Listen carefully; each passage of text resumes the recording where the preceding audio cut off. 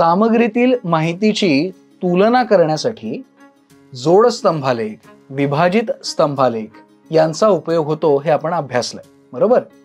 आज आपण शतमान स्तंभालेख हा अभ्यासणार आहोत. शतमान स्तंभालेख हा विभाजित स्तंभालेखाचाच एक प्रकार आहे, ज्यामध्ये दिलेली माहिती शतमानात रूपांतरित करून विभाजित स्तंभालेख काढला जातो.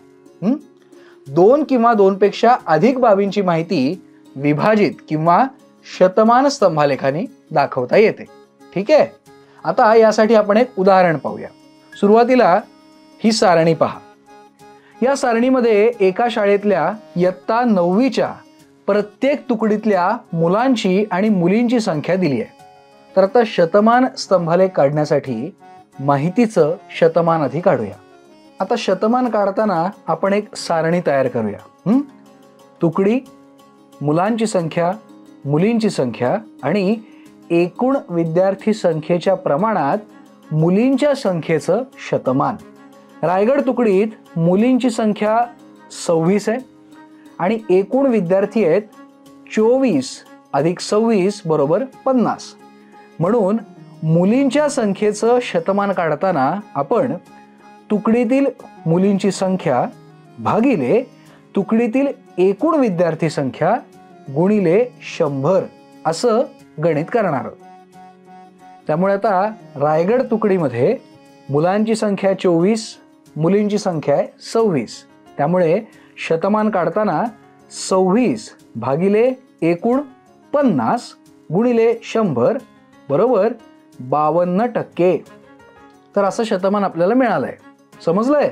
हो, समजलं. हा, चला आता असंच बाकीच्या तुकड्यांसाठीचंही आपण मुलींचं शतमान काढून घेऊया. राजगड या तुकडीसाठी मुलांची संख्या आहे 22, मुलींची संख्या आहे 28. त्यामुळे शतमान काढताना 28 भागिले एकूण विद्यार्थी संख्या 50 गुणिले 100 बरोबर 56%. तोरणा या तुकडीसाठी मुलांची संख्या 26, मुलींची संख्या आहे 26. त्यामुळे शतमान काढताना 26 भागिले एकूण 52 गुणिले 100 बरोबर 50%. आणि सिंहगड या तुकडीसाठी मुलांची संख्या आहे 22, मुलींची संख्या आहे 33. त्यामुळे 33 भागिले 55 गुणिले 100 बरोबर 60%. तर याच पद्धतीने आपल्याला सगळ्या तुकड्यांमधल्या मुलींच्या संख्येचं शतमान मिळालंय. आता या माहितीच्या आधारे आपण शतमान स्तंभालेख काढूया. तर आता सगळ्यात आधी आपण प्रमाण निश्चित करू. वाय अक्षावरती 1 सेंटीमीटर बरोबर 10% असं प्रमाण घेऊया आणि एक्स अक्षावरती तुकड्यांची नावं लिहूया. आता आलेख कागदावर एक्स अक्ष, वाय अक्ष आणि आरंभ बिंदू O हा काढून घेऊया. आता वाय अक्षावर प्रमाणानुसार 10, 20, 30 या संख्या लिहून घेऊया. आणि आता एक्स अक्षावर समान अंतरावर रायगड, सिंहगड आणि उरलेल्या दोन्ही तुकड्या यांची नावं लिहून घेऊया. आणि आता मुलींचं शतमान आपण या प्रकारे दाखवणार आहोत आणि मुलांच्या संख्येचं शतमान हे असं दाखवणार आहोत. आता यामध्ये एक गंमत अशी आहे की प्रत्येक स्तंभाची उंची ही 100च असणार आहे, कारण आपण शतमान स्तंभालेख काढतोय, बरोबर ना? त्यामुळे प्रत्येक स्तंभाची वाय अक्षावरची उंची ही 100 असेल. आता आपण प्रत्येक तुकडीतल्या मुलींच्या संख्येचं शतमान काढलंय. तर आता हे शतमान दाखवणारी स्तंभाची उंची निश्चित करून तेवढा भाग रेखांकित करूया. चारीसाठीचं आपण आता हे करून घेऊया.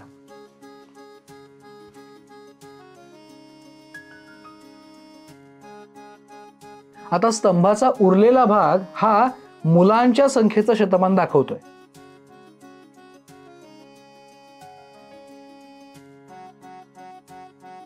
तर आता आपला शतमान स्तंभालेख तयार झाला आहे, बघा बरं. हां, आणि आता तुम्हाला आणखीन एक सांगतो. विभाजित किंवा शतमान स्तंभालेखामध्ये आपण 2 पेक्षा अधिक घटकांची माहिती सुद्धा दाखवू शकतो. उदाहरणार्थ आता ही सारणी पहा. यामध्ये 4 गावातल्या स्त्रिया आणि पुरुष मतदारांची संख्या दाखवलेली आहे. या माहितीच्या आधारे आपल्याला शतमान स्तंभालेख काढायचा आहे.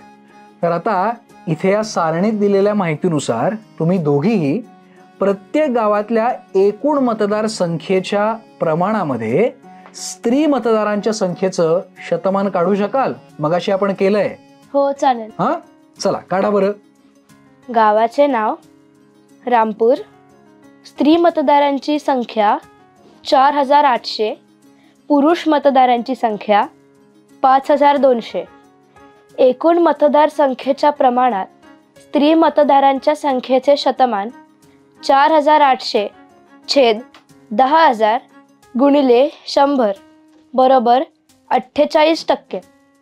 गावाचे नाव सीतापूर. स्त्री मतदारांची संख्या 5400. पुरुष मतदारांची संख्या 4600.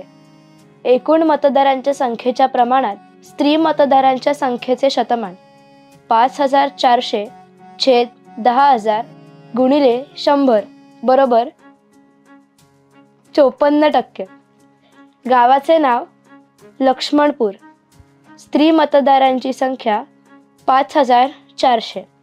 पुरुष मतदारांची संख्या 6600.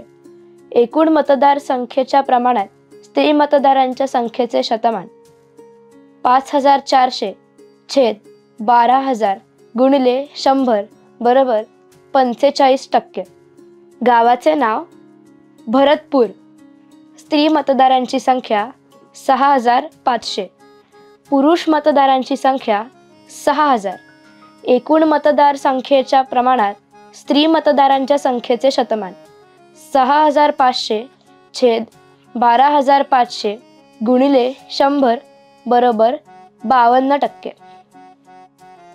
आलेख कागदावर X आणि Y अक्ष काढूयात. आरंभ बिंदू O काढूया. प्रमाण Y अक्षावर 1 सेंटीमीटर बरोबर 10%. तसेच स्त्री मतदारांची संख्या या खुणेने आणि पुरुष मतदारांची संख्या या खुणेने दाखवूया. Y अक्षावर 10, 20, 30, 40, 50, 60, 70, 80, 90, 100 या संख्या लिहूया. X अक्षावर समान अंतरावर रामपूर, सीतापूर, लक्ष्मणपूर, भरतपूर ही गावांची नावे लिहूया. Y अक्षावरील प्रमाणानुसार प्रत्येक स्तंभाची उंची 100 घेऊन स्तंभ काढूया. प्रत्येक गावातील स्त्री मतदारांच्या संख्येनुसार स्तंभाची उंची निश्चित करून तेवढा भाग रेखांकित करूया. स्तंभाचा उरलेला भाग पुरुष मतदारांची संख्या दाखवणारा आहे. दादा, हा बघ स्तंभालेख. शाबास, तुम्ही दोघींनी अगदी अचूक आलेख काढलेला आहे. चला आता उदाहरणार्थ आणखीन एक शतमान आलेख मी तुम्हाला दाखवतो. त्याच्यावर आधारित काही मी प्रश्न विचारणार आहे, त्याची उत्तरं तुम्हाला द्यायची आहेत. ठीक आहे? हो चालेल. आता हा शतमान आलेख बघा. याचं नीट निरीक्षण करा आणि मी प्रश्न विचारणार आहे, त्याची उत्तरं तुम्हाला द्यायची आहेत. चालेल.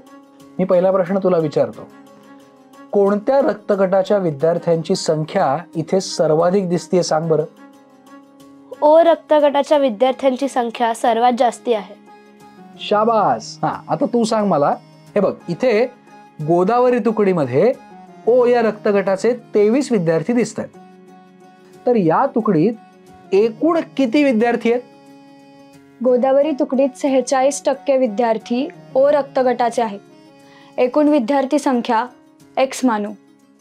46/100 गुणिले X बरोबर 23, म्हणजेच X बरोबर 23 गुणिले 100 छेद 46 म्हणजे 50. म्हणजेच गोदावरी तुकडीत 50 विद्यार्थी आहेत. शाबास, अगदी बरोबर. बरोबर. चला पुढचा प्रश्न तुला विचारतो मी. कृष्णा या तुकडीमध्ये ए बी रक्त गटाचे 2 विद्यार्थी आहेत. तर आता ए रक्त गटाचे किती विद्यार्थी आहेत ते सांग बरं. कृष्णा तुकडीतील ए बी रक्त गटाचे 5% विद्यार्थी आहेत. समजा या तुकडीत एकूण वाय विद्यार्थी आहे असं मान. वायचे 5% म्हणजे 2. 5/100 गुणिले वाय बरोबर 2. वाय बरोबर 2 गुणिले 100 छेद 5 म्हणजे 40. कृष्णा तुकडीत 40 विद्यार्थी आहेत. त्यापैकी 20% विद्यार्थी ए गटाचे आहेत. 20/100 गुणिले 40 बरोबर 8. कृष्णा तुकडीत ए गटाचे 8 विद्यार्थी आहेत. शाबास, छान, अगदी बरोबर उत्तर आहे तुझं. चल आता तुला शेवटचा एक प्रश्न विचारतो मी. आता इथे बघा, कावेरी तुकडीत एकूण 60 विद्यार्थी आपल्याला दिसत आहेत. ठीक आहे. तर आता बी रक्त गटाचे इथे किती विद्यार्थी आहेत सांग बरं. बी रक्त गटाचे 25% विद्यार्थी आहेत. 60चे 25% म्हणजे 60 गुणिले 25 छेद 100 15. कावेरी तुकडीत बी रक्त गटाचे 15 विद्यार्थी आहेत. अगदी बरोबर, शाबास. तुम्हाला दोघींनाही शतमान स्तंभालेख अगदी व्यवस्थित कळलाय. तर अशीच वेगवेगळी उदाहरणं घेऊन हे असेच स्तंभालेख काढण्याचा सराव भरपूर करा. ठीक आहे. हो हो. चला भेटूया पुढच्या वेळी. आपण काय शिकलो. शतमान स्तंभालेख काढण्यासाठी दिलेली माहिती शतमानात रूपांतरित करून विभाजित स्तंभालेख काढला जातो. 2 किंवा 2 पेक्षा अधिक बाबींची माहिती विभाजित किंवा शतमान स्तंभालेखाने दाखवता येते. स्वाध्याय. इयत्ता 8वी, 9वी आणि 10वीतील विद्यार्थ्यांनी शाळेच्या बागेत लावलेल्या फुलझाडांची संख्या खालील सारणीत दाखवली आहे. योग्य प्रमाण घेऊन या माहितीवर आधारित शतमान स्तंभालेख काढा. फुलझाडे आणि इयत्ता. 8वीतील मुलांनी 10 गुलाबाची, 18 जास्वंदाची आणि 12 मोगऱ्याची झाडं लावली. 9वीतील विद्यार्थ्यांनी 20 गुलाबाची, 15 जास्वंदाची आणि 15 मोगऱ्याची झाडं लावली आहेत. 10वीतील विद्यार्थ्यांनी 24 गुलाबाची, 12 जास्वंदाची आणि 24 मोगऱ्याची झाडं लावली आहेत. खालील आलेखाचे निरीक्षण करा आणि त्यावर आधारित प्रश्नांची उत्तरं लिहा. कोणत्या ग्रंथालयात मराठी भाषेतील पुस्तकं सर्वाधिक प्रमाणात आहेत. कोणत्या ग्रंथालयात इंग्रजी भाषेतील पुस्तकांचं प्रमाण मराठी भाषेतील पुस्तकांहून अधिक आहे. बी या ग्रंथालयात एकूण 1800 पुस्तकं आहेत. तर तिथे मराठी भाषेतील किती पुस्तकं आहेत. कोणत्या ग्रंथालयात मराठी आणि इंग्रजी पुस्तकांची संख्या समान आहे.